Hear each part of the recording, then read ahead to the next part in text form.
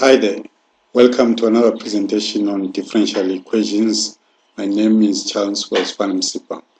Our topic today is on separation of variables, how it's solving equations by means of separation of variables. Let's look at the types of differential equations which we've so far looked at.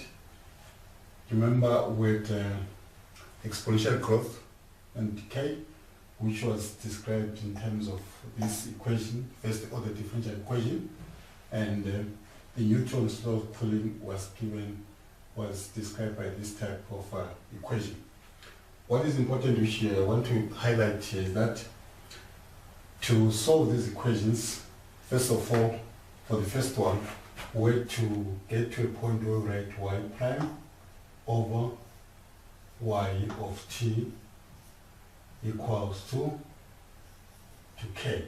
And similarly, this side, before we could solve for y of t, we went through an equation of this form, where it's y prime of t over y of t minus the ambient temperature equals to k. Now, this transformation actually leads us to a concept of what we call differential equations of separable variables. So let's say differential equations of separable variables. So we need to sort of engage ourselves with this concept of separable variables. First of all, in general, if we're given a differential equation of this form, let's say y prime equals to f of x y, we need to understand in this case here that y is actually a function of x, and y prime here will be then written as dy dx equals to f of x y. So then the issue is, when do we normally say an equation is of separable variables? Now, I would say that an equation, first order equation of this nature is of separable variables if this function of two variables here can be written in the form h of x over g of y, which, looking at it closely, this is same as saying this is equals to 1 over g of y multiplied by h of x. In other words, an equation of this nature is of separable variables if we can actually write it as a product of two functions, one a function of y and a function of x. At the end of the day, you can see that this equation then would be y prime. Let's say y prime equals to h of x over g of y, which means that can be equivalently written as g of y prime equals to h of x. So if we look at this last expression here, it's like we've got expressions of y on one side and expressions of x on the other side. Then we say that the variables have been separated. So this is this is how we can identify that a first order differential equation given is of separable variables. I think what is important now is to look at examples and see how we can handle them.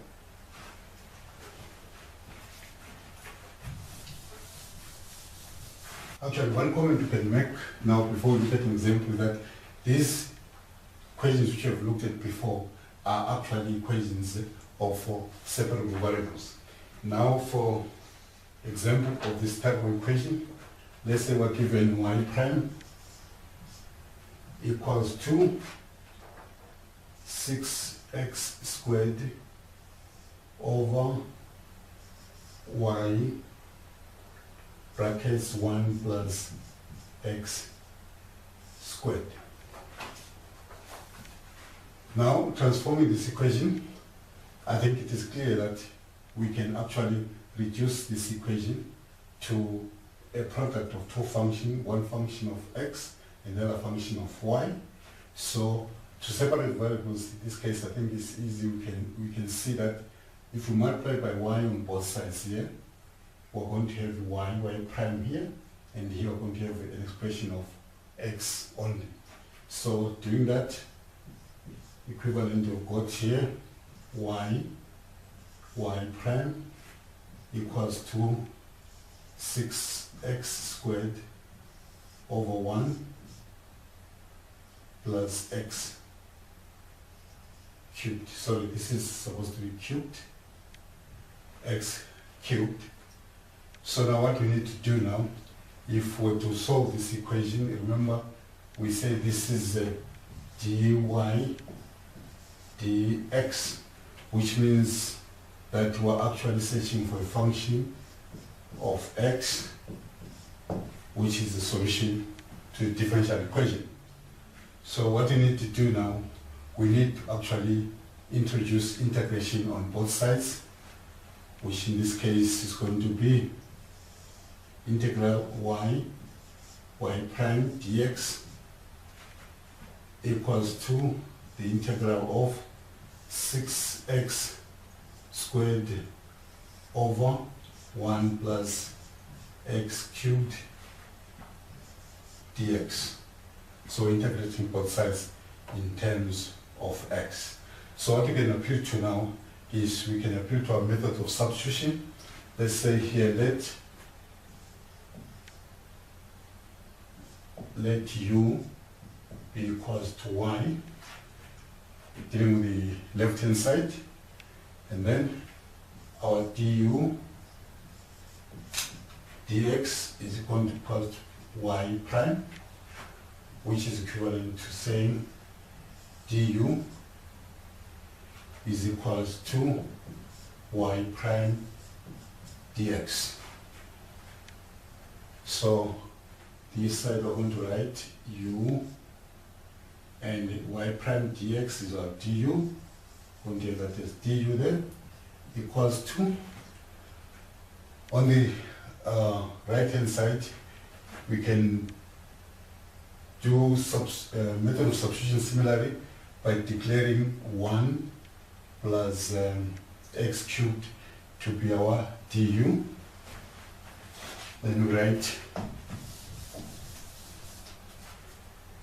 let u be equals to 1 plus x cubed. Now our du dx will be equals to 3x squared, which is equivalent to saying du is equals to 3x squared dx. So we've got this term here, 3x squared, hidden in 6x squared here, so which means we've got a 2 there which is redundant. We can filter it outside the integral sign. Then we write this as 2, and this, the 3x will be du, 3x squared will be du over u. So now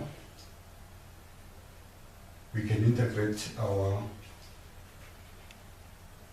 expression now as u squared over 2 equals to 2 ln of u plus c. Right, here you have to be careful a bit. I used u for substitution on both sides, but we would have used the different variables.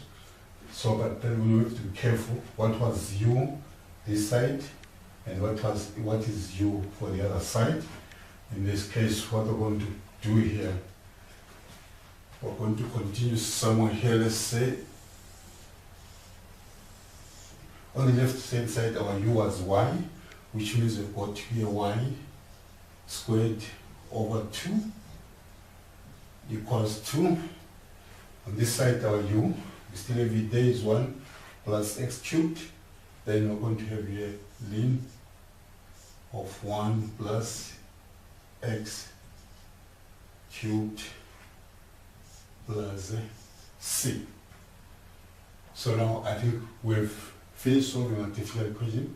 The only thing we can now do is maybe to leave y as a subject formula and as an explicit function by first of all multiplying both sides by 2, then you get y squared equals to 2 ln of 1 plus x cubed plus c.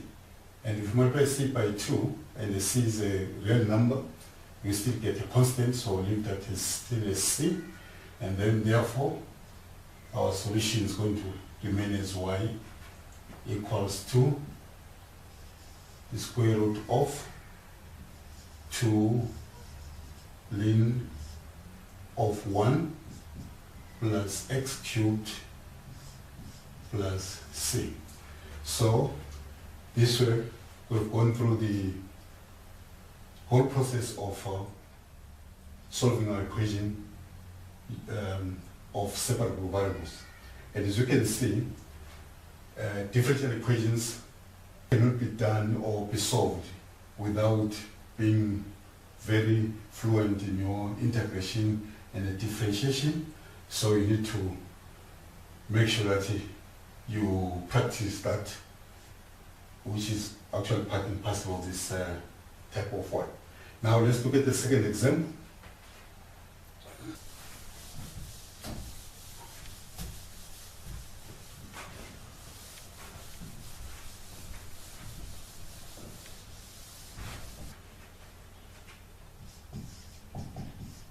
Now, our example, as you know, we're dealing with equations of separable variables.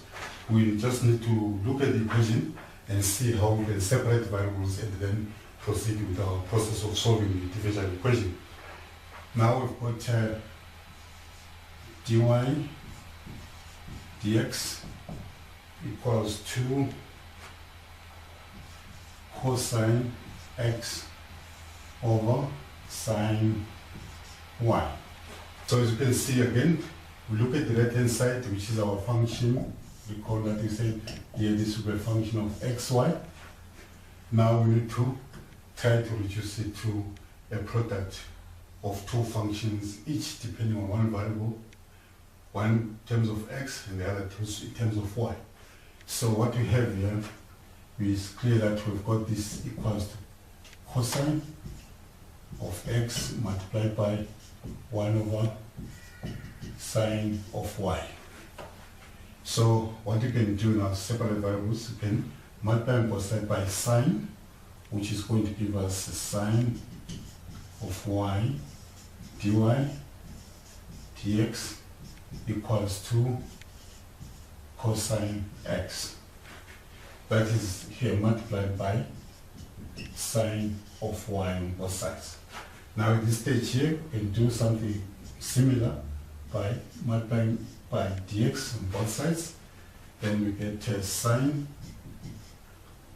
of y dy equals to cosine x dx. In this case here, we don't even need to do any method of substitution. And you can just take this y as the independent variable of this function, and the differential goes to y, going to be integrated back to y, and this side we're going to in respect to x. So introducing integral sign on both sides, we get sine of y dy equals to integral of cosine x dx. So we know that sine as a derivative it comes when it's a derivative of cosine, but not necessarily sine, but minus sine. So to compensate for that minus, we can simply multiply here by minus 1 times minus 1 sine y dy equals to cosine x dx. What I've done here is a kind of a shortcut once we've used to our method of substitution. So because this one is an easy one, so what you can do now, we see this is a 1. So because we need this derivative to be minus sine in order to be a immediate derivative of the function which we know, so we figure out 1 minus sine there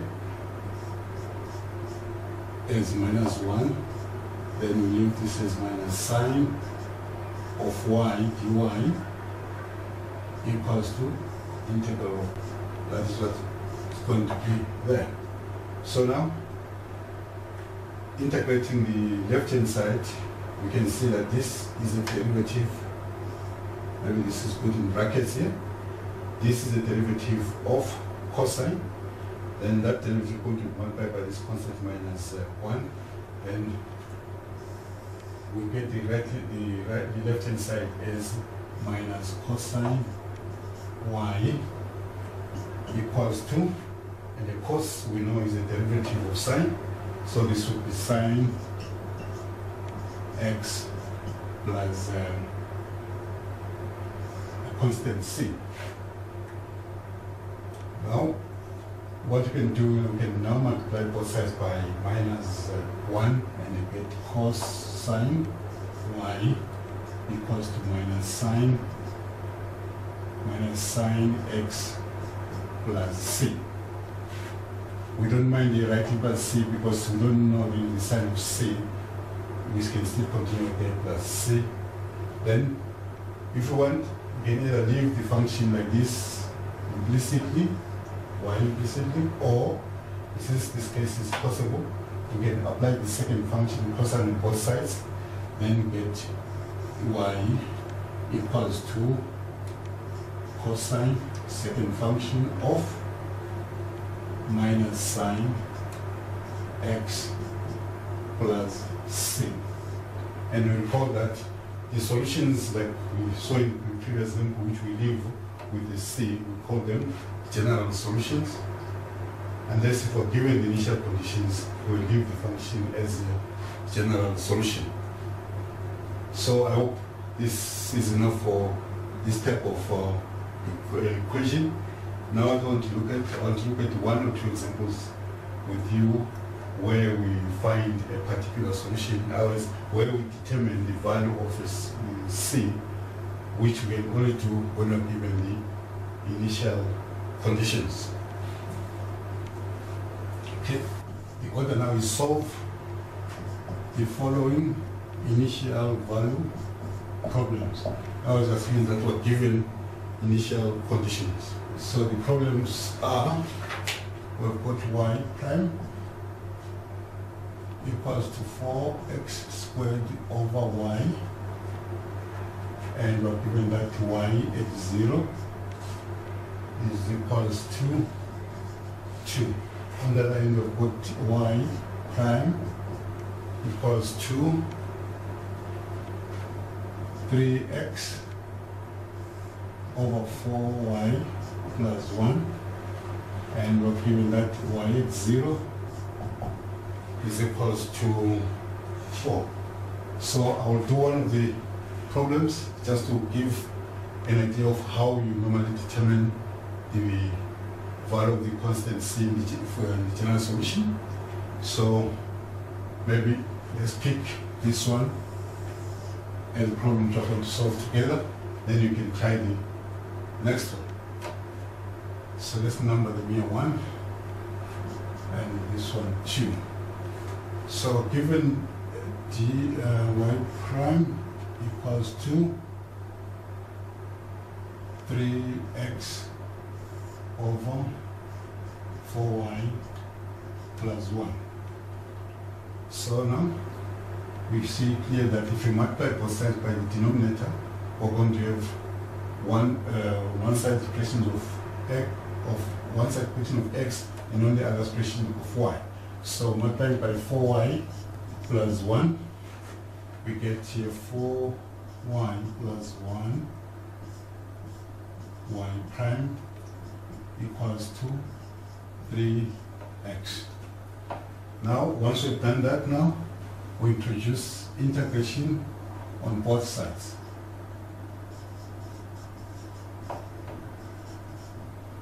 Then we have this as integral of 4y plus 1 y prime dx equals to integral 3x